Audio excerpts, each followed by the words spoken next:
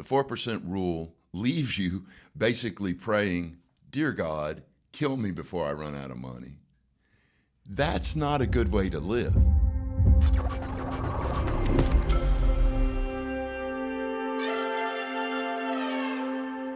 Hello and welcome to the Total Wealth Academy video podcast, where we discuss all aspects of investing in real estate, primarily passive investing. In other words, building your second stream of income, which is so important today. The concept of saving your way to retirement has proven to be quite ineffective. 95% of Americans who attempt that fail to successfully retire by age 65. So what we're going to talk about today are two concepts. One of them is delusion. The other one is risk. And they are associated, and I'll try to make that clear as we go through this material. But let's start with delusion. The delusion that is destroying America is what we just discussed, the delusion that you can save your way to retirement. And this is just proving not to be true. What people are not realizing is that to have $10,000 a month in retirement income, which sounds like a lot, but it's really not, especially when you talk about doing it 20 years from now or 30 years from now. $10,000 a month is not going to be a lot. But to have $10,000 a month in retirement income, you personally have to save $3 million. $3 million. And what I'm referring to is the 4% rule. The 4% rule, your financial planner, your stockbroker, people who in the know are going to tell you only take 4% of your savings every year to ensure that you don't run out of money. Now, 4% of $3 million is $120,000 a year, or $10,000 a month. Do you see why I say you've got to save $3 million to have $10,000 a month? But there's a problem, and it's a big problem. Does the 4% rule always work? The answer is no. Many times, many times, people are running out of money before they die. We have a case study where a gentleman saved up $5 million. $5 million and retired. Sounds safe. He ran out of money at age 96. He's 102 and still healthy. So for the last 6 years, he has been a burden on his family and on the government. And do you think he likes that? No. Do you think there's any quality of lifestyle in that? No. It's actually horrible. And the 4% rule leaves you basically praying, "Dear God, kill me before I run out of money." That's not a good way to live at all. The other challenge, and this is where the delusion comes in, is saving $3 million. Let's say that you graduate college and from day one, you make $100,000 a year. And you make $100,000 a year every year till you're 65, 45 years. That's $4.5 million that you made. But you have to subtract taxes, your car note, your house note, garbage, gas, electric, water, college for the kids, and so on and so on. Do you see how even if you made $100,000 a year for 45 years, it would be impossible to save $3 million because of, again, taxes and living expenses. It's just not going to happen. See, what you've got to do, if you want to understand what the 5% who do successfully retire are doing, you got to study them. And it's not hard to do. We've done it. And what you'll find is that 5% who retire successfully, they're not saving their way to retirement. They're not delusional. They've done the math. They know it can't be done. And so what they do is they work on buying income producing assets. In our case, real estate. Now, why did we choose real estate? Because 9 out of 10 millionaires in the United States used real estate to become so. So it is the easiest, most effective way to become financially independent. And in real estate, if you make a 20% rate of return, you only need to have $600,000 saved up and invested in real estate to make $120,000 a year or $10,000 a month. So what the wealthy do, the 5% who do retire successfully, is they go out, they educate themselves, which is step one of any financial plan. You educate yourself on the investment. You then go out and begin investing. And again, it only takes $600,000, not $3 million, to do it. Now, let me give you an example of a member. He actually started off with just $100,000. He invested it in an apartment complex. Well, when that apartment complex refinanced, he got $50,000 back. He bought into another apartment complex. When that apartment complex refinanced, he got a big chunk of money, and he invested into a third apartment complex with that money. Remember, he started off with just $100,000 of his own money, and now he's got 3 apartments. But it keeps going. The third apartment refinanced, and he bought a fourth. Then, by that time, the first apartment complex had seasoned, and it was ready to refinance a second time. So they refinanced, and he bought the 5th or 6th apartment. Bottom line, with just $100,000, the guy has purchased and invested in 14 apartment complexes. 2 of them have sold, so he's currently in 12. It took him about 10 years to do it, but he now has $1.7 million invested and about $120,000 a year in income, $10,000 a month, all from $100,000. Because why? He went out, he got himself educated, he met the right people, he met the right sponsors or syndicators, partnered with them, and made himself pretty wealthy. And he's still fairly young.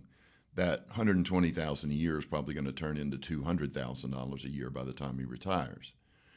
So that's what the wealthy are doing.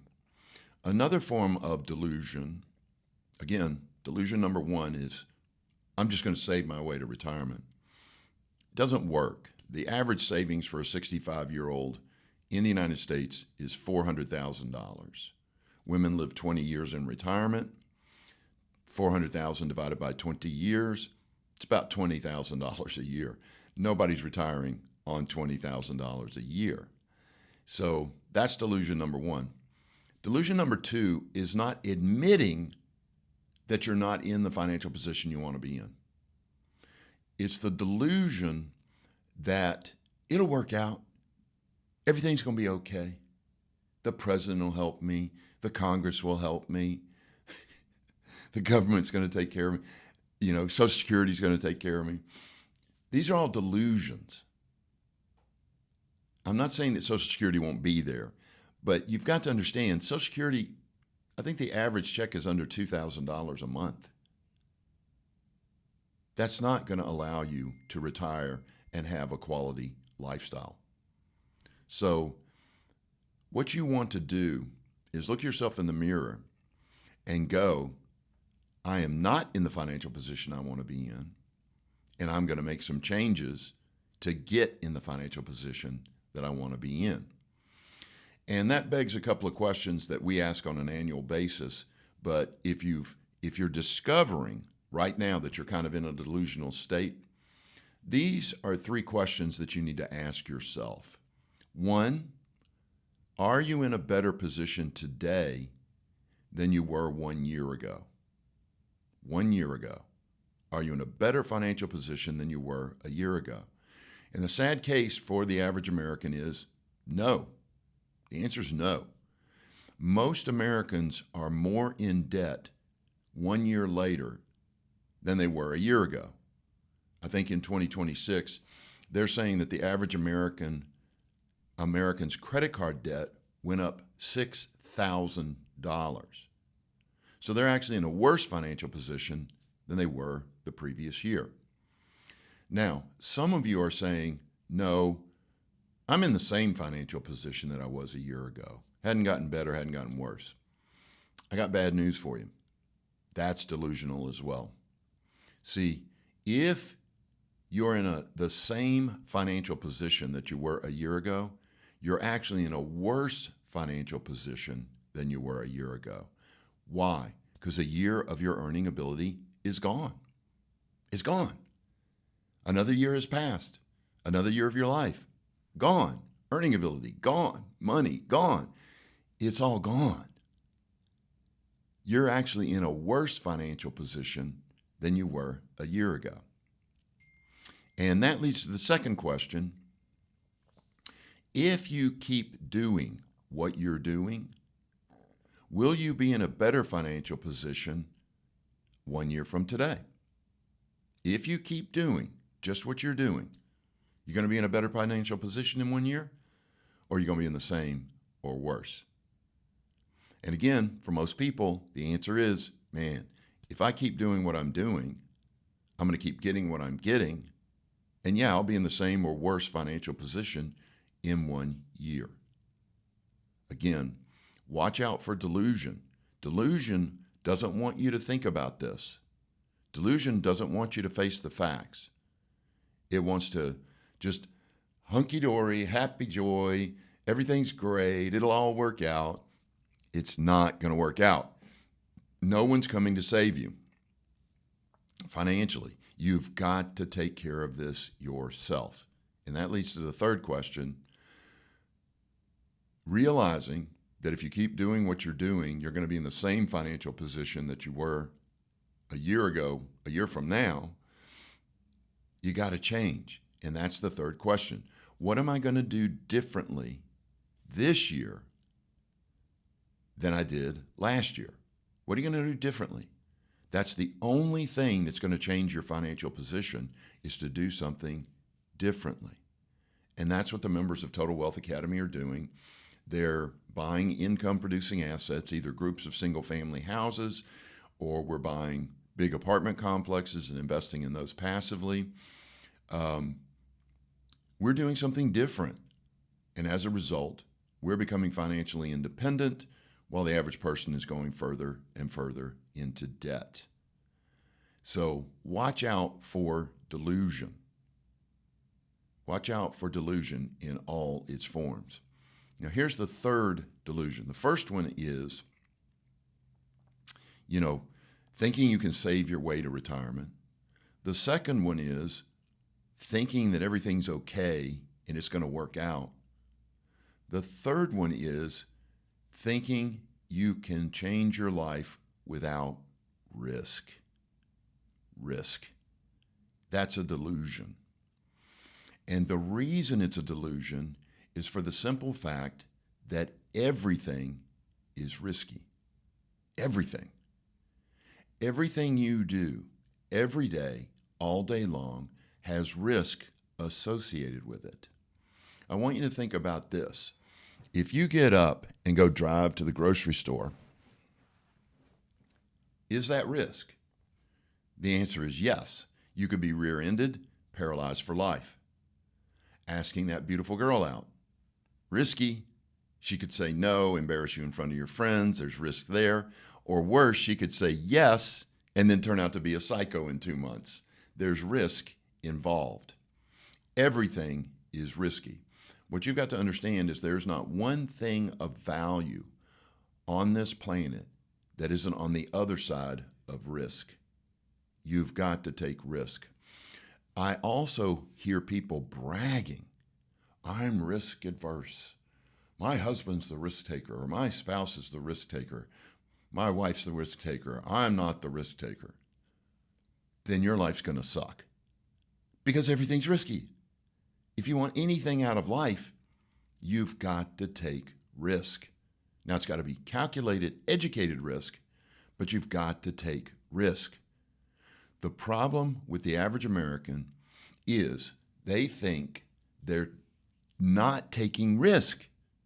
They go, oh, I got a guaranteed paycheck. Is there such a thing as a guaranteed paycheck? No.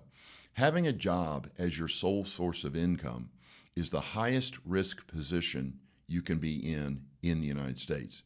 Because it's not if that income stream is going to end, it's when. See, your earned income, no matter who you are, no matter what you do, comes to an end. You either can't work anymore because of health, or you don't want to work anymore, but that income stream ends. That's the risk. Those of you who think, I'm not taking a risk, I've got a job, I'm being safe and secure, you are going to fail. I'm sorry to be so brutal, but that's why 95% of Americans fail to retire successfully by age 65. They delude themselves and they don't face the facts and they don't take risks.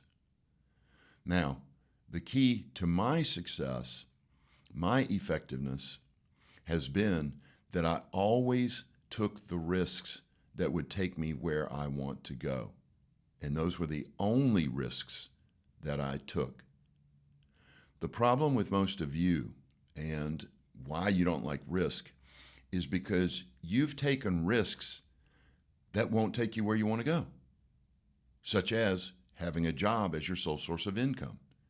You take that risk, and it can't and won't ever take you where you want to be. My effectiveness has been that I've always taken risks that would take me where I want to where I want to be. It might be the risk of buying my first rent house, buying my first little apartment, doing my first passive investing. All of that was risk. But each one of those things had the potential to take me where I wanted to go. So it was worthwhile risk. Most of you are taking risks that are not worthwhile. And that's why most people don't like risk. They don't know the right ones to take. They take the wrong ones, they get burned, and they go, ooh, I'm never going to take risk again. Well, first off, that's delusional to say that because everything is risky, but it's also fear-based, and you can't run your life off of fear. That's a whole nother podcast. So today's podcast, there's really two major takeaways. You want to be honest with yourself. Get out of that state of delusion, that state where you think everything's okay, or you lie to yourself and say everything's okay, when deep down you know things are not working out. It's not happening for you. And you know that if you keep doing what you're doing, you'll never get in the financial position that you want to be in. And the second takeaway is you can't avoid risk. Risk is your friend. Embrace it. Make it part of your life. Recognize it. Make sure that you educate yourself. Make sure that you take educated risks that have the potential to take you where you want to go. Stop taking risks that will never, ever take you where you want to go. And if you want to study this, there are multiple excellent videos on YouTube on how to address risk and why embracing risk is so important for you and your family. You gotta take risks. So stop deluding yourself. Admit that you're not in the financial position that you want to be in. Admit that if you don't change, you're never going to get in the financial position that you want to be in, and get out there and start taking educated risks that can take you where you want to go. We can help. Other people can help, but find some help and get out there and start doing this. All right, this has been the Total Wealth Academy video podcast. We also have an audio podcast of our radio show. You can find out about both of those at TotalWealthAcademy.com, TotalWealthAcademy.com. If you would like to learn what we're doing to build wealth for ourselves and our family, when you're at TotalWealthAcademy.com, please also click the free sample class. That's a free sample real estate investor class that will show you how to build a second stream of income so you don't try to save your way to retirement. You build a second stream of income. That is the effective way to do it. All right, thanks for watching and have a great rest of your day.